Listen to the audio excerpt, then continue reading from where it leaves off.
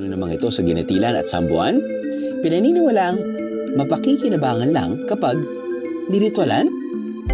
Aga pa lang, pumupunta na sa bukid ang magbayaw na sina Lando at Celso para maghanap ng pupuyuling puno na kung tawagin ay saksak. Pero bukod sa palakol at barete de cabra, may bitbit din silang shell ng itlog at cornstarch. Hindi ito para magluto sa bukid, kundi para magritual.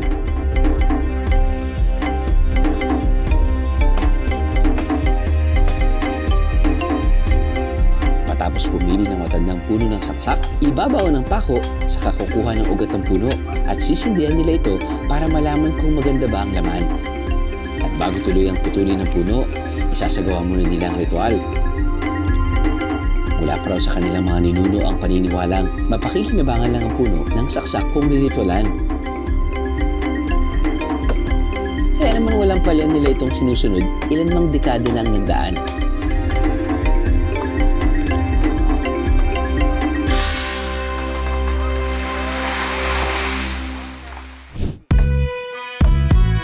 Ang pinutol na puno at kahit maliliit na pirasong ito, sinisimot ni Lando at Celso.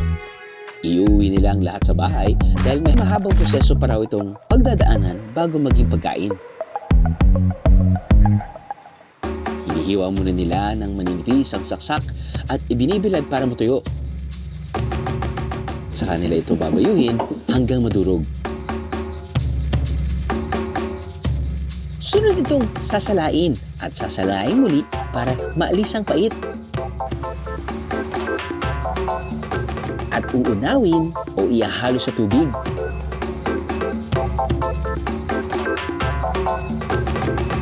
Baka ilang ulit ng pag-uunaw hanggang sa makuha ang tinatawag na natok. Naniniwala ba kayo na ang lahat ng mabusising trabaho ito pinagdadaanan para sa panghimagas na ito?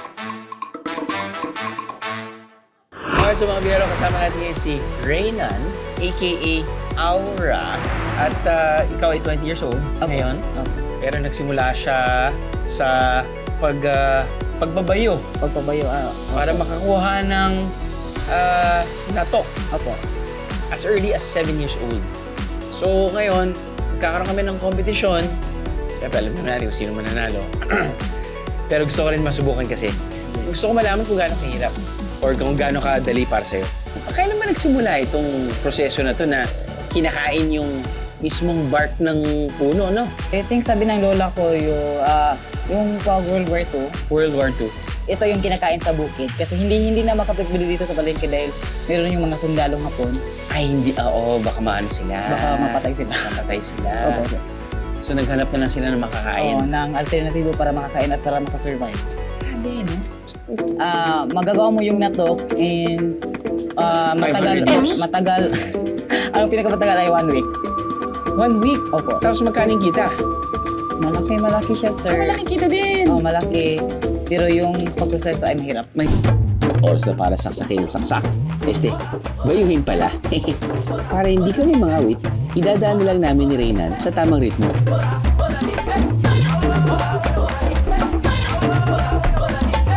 Masundan ko naman kaya? Mas okay pa rin tayo pag dalawa, no? Oo, mas okay. Pinaka-okay yung dalawa. Dalawa. Pam, pam, pam, pam, pam, pam, pam, pam, pam, pam. Rodrigo.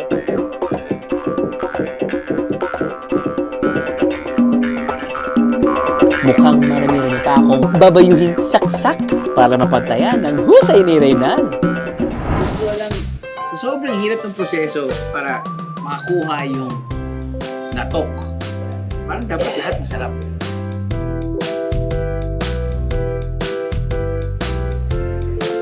Kim?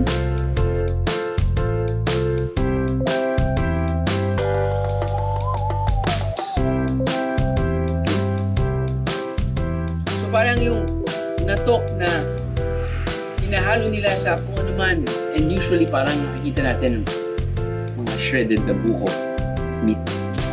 Yun yung, I guess, base niya para sa akin. Pag meron akong pipiling iuwi, ito siguro yung uuwi kong pasalubong.